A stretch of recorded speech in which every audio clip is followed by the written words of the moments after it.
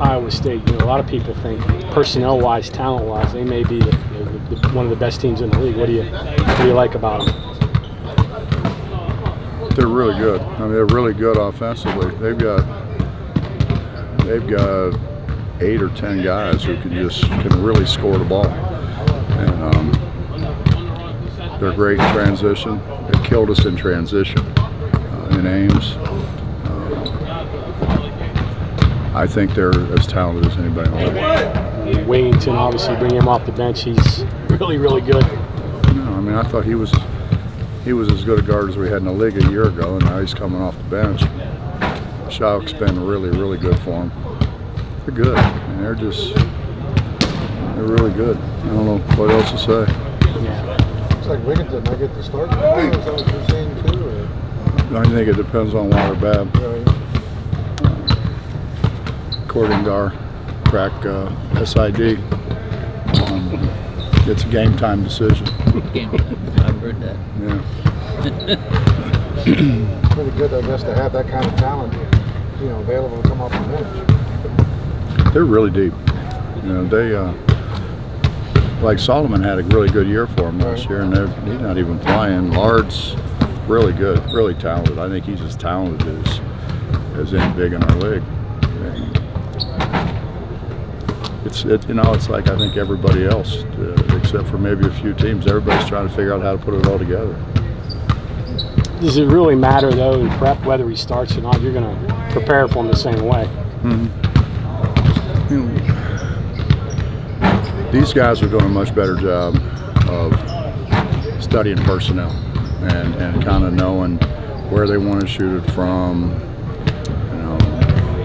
Trying to make sure that they try to take them into help as much as they possibly can. But when we come out here, I mean, we go 20 minutes, and 20 minutes probably isn't enough. But I can't spare more than 20 minutes for them to really just kind of like the baseline screen when Lamont fouled a guy in the corner. I mean, we knew it was coming. That's something that we should be able to handle. So it's personnel, one, but then two, it's what are they running, what are they trying to get out of it. I know the results aren't quite where you want them yet, but I just sense in just seeing you maybe an eagerness to get with these guys that maybe you didn't have a month ago, and being around them. Is that accurate? Well, I think what's accurate is now whenever you talk to them, you got 10 eyes on you, and they're listening, they're paying attention. I think, before we didn't have 10 eyes, I don't think at any point in time. I mean, guys were all over the place.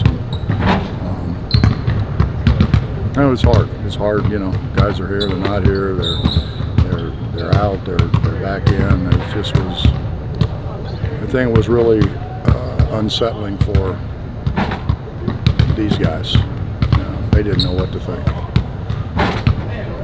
Of course, I've been doing it 40 years, I didn't know what to think.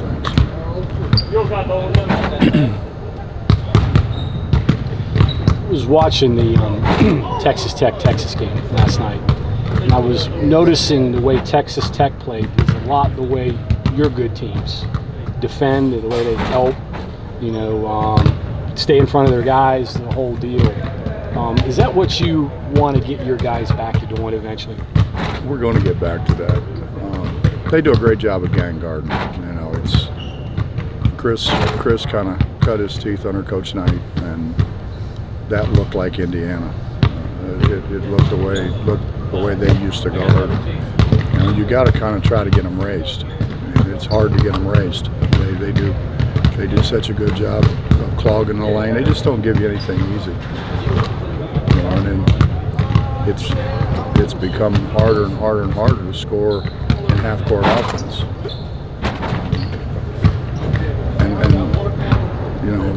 I think the more you hold the ball in half-court offense, the better your defense is going to be, because you don't have to play as long. Beyond the X's and O's, which I don't understand, there just seems to be an attitude about the way they play and a swagger that your guys, your good teams have. Is that something else you want to see get back with these guys? Yeah, you know, I asked Al McGuire one time, when did you know that you had arrived on the national scene? When did you know that you were one of the best teams in the country? And he said, when we walked into any venue without fear. And you know, and I've thought about that a lot over the years. And my really good teams, you know, Van Exel used to say it's more fun to play on the road than it is at home, because you get to shut those people up. You know, you get to see them put their coat on and walk out before the game's over with. He said that's a lot more fun. And so, I mean, certain guys, I think, just have that, whatever it is, they just don't have any fear.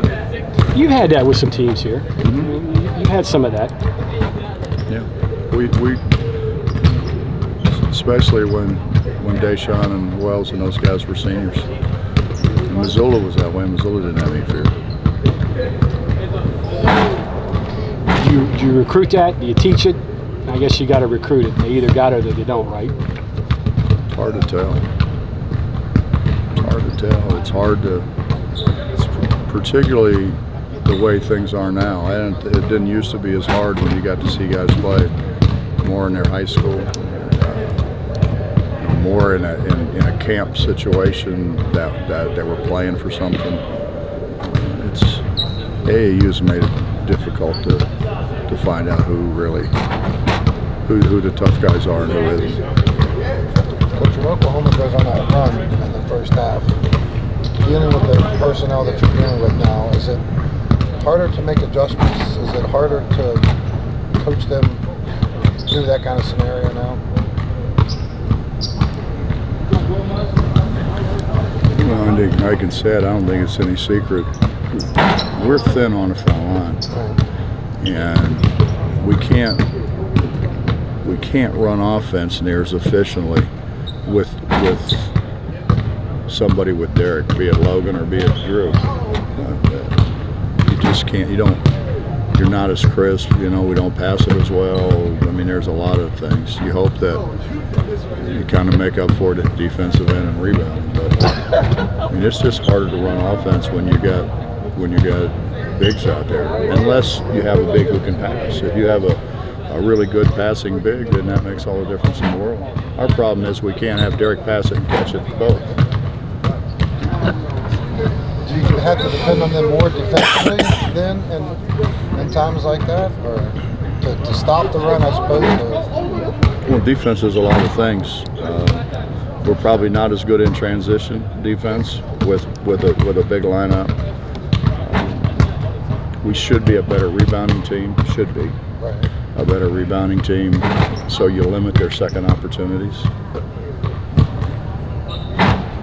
The hardest thing in defense is a turnover, a live ball turnover, and we supply enough of those.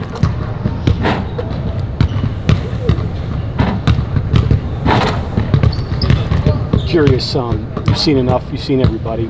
Who would you pick as your coach of the year this year in the Big 12? You get that vote, I guess, coming up in a couple of days. Well, I think it's a two-horse race. I think it's Chris or Scott Drew. I think those two guys. I think Tech was picked 8th and Baylor was picked 9th. What about the best player you've seen? Player of the year? I think that's Culver and Dedrick Lawson. Although Baylor's not Baylor without Mark Vital.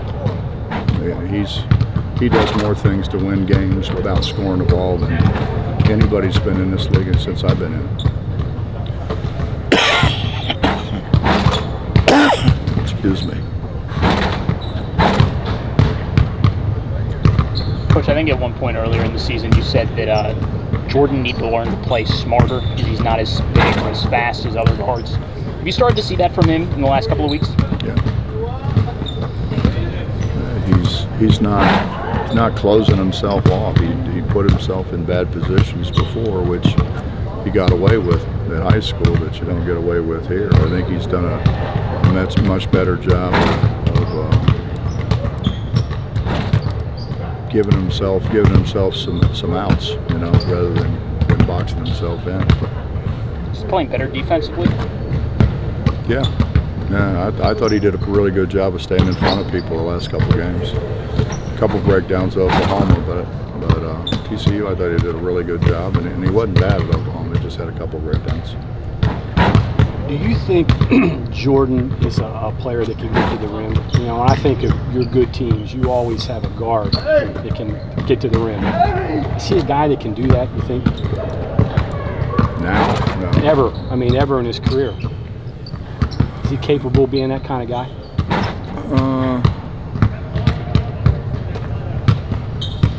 I don't know. I think he'll be better. He'll be better pulling up. I think he should be able to get to the rim eventually when he learns to be able to dish it off, to be able to lob it over the rim to our bigs. You know, I mean, there's a lot of things that you can do that make you a really good penetrator and not score the ball.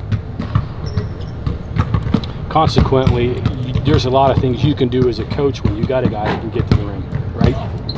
Yeah, it makes it easier. I mean, Truck got it to the rim. Missoula got it to the rim. Day, well, Day, you know, could get it to the rim. Yes, Day was a guard. Yeah. That's what our games become. You know, our games become.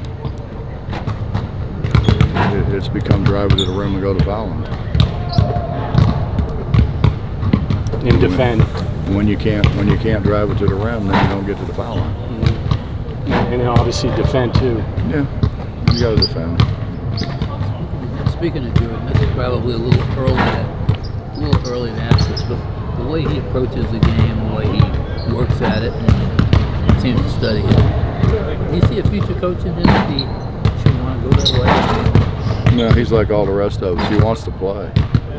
You know, he told me early on. He said, you know, Coach, I know nobody believes that I can get there, but I want to play in the NBA. And there's been a lot of guys smaller than him playing the NBA, and now they could do some things extremely well. I think he wants to play. I was just thinking, you know, about like Sean Miller or whoever the guy from McConnell. Yeah. Seem to be similar to that kind of persona.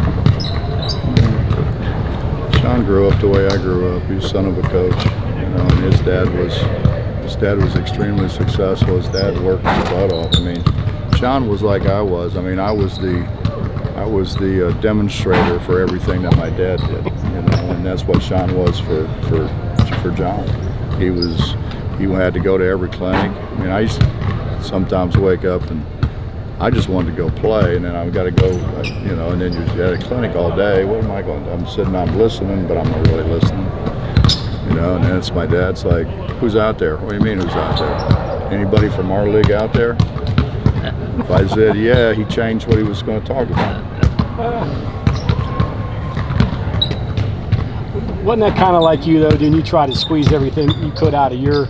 I used to tell that stories about when you were at the Sixers, you grabbed all the gear and stole it all? I got all the gear. I didn't steal it, John. I just grabbed it. He's going to give it back. You're going to give it back? Yeah, eventually. Yeah. I'll will it to him. Still got it? I got some of it, yeah. That's got to be polyester now. Hell, that's not... No, it was like plastic. So you catch on fire, right? The pants came about like right here. And they were like plastic. So you had a fire, that the house would just go up in flames quickly, huh? That part of it would. Yeah. Hey, Bob, is that a 3? Could he be a 2? Can he become a 4? Probably not a 4, I guess, but do you know where he is in a year or 2 years or 3 years? Is that part of the fun? I mean, I think he could be really effective as a small forward. He's got to get better with his ball skills, and he's got to get a lot stronger, but Sean will get him stronger. It's just a matter of him putting the time in, mature, understand better. You know, I think it's a lot bigger step than what these guys think it is to go from high school to here. You know, you're more prepared if you go to a prep school, or if you go to even more prepared if you go to a junior college, because you're playing against guys that are, are college players. High school, I mean, how many times do you play against guys that you're going to see in the Big 12? Not very often. For a guy his size, I mean, he's 6'6", 6'7". With what you want to do offensively, what's the difference between a guy who plays a 2 and a guy who plays a 3? Well, the 3 obviously has got to rebound it better. And he can do that a little bit. He's starting to. Yeah. He's starting to do it a lot better.